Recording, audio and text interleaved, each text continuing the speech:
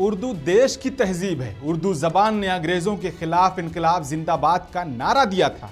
बता दें कि असदुद्दीन ओवैसी ने संसद में उर्दू और अरबी जबान के समर्थन में आवाज उठाई है। असदुद्दीन ओवैसी ने कहा कि उर्दू जबान ने अंग्रेजों के खिलाफ इनकलाब जिंदाबाद का नारा दिया था। ओवैसी ने संसद में चिंता जताते हुए कहा कि उर्दू बोलने वाले और सीखने वाले लोगों की संख्या लगातार कम हो रही है, जो इस ऐतिहासिक भाषा के भविष्य के लिए एक खतरा है।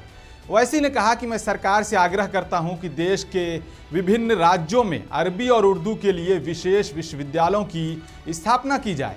ये दोनों भाषाएं हमारी संस्कृति विरासत का अहम हिस्सा हैं। अरबी भाषा, जो संयुक्त राष्ट्र की आधिकारिक भाषाओं में शामिल है, भारत की संस्कृति, कूटनीतिक और अरब देशों से हमारे संबंधों को मजबूत करने में महत्वपूर्ण भूमिका निभाती है। वहीं उर्दू भाषा, जो भारत की 22 आधिकारिक भाषाओं में से एक है, ये यहीं की उपज है और आज़ादी की लड़ाई में इसका बड़ा योगदान रहा है। ओवैसी ने कहा कि अरबी और उर्दू दोनों भाषाओं को आगे बढ़ाया जाना चाहिए। मोहतरम चेयरमैन साहब, अरबी और उर्दू महज एक ज़बान नहीं है, बल्कि ये हमारी इस मुल्क एक अजीम तहजीबी विरसा भी है।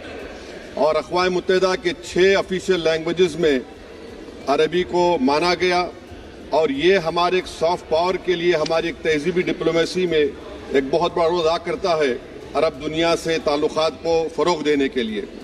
दूसरी तरफ चेयरमैन साहब, उर्दू हमारे आज शेड्यूल में 22 ऑफिशियल लैंग्वेजेस में उसको जगह दी गई है।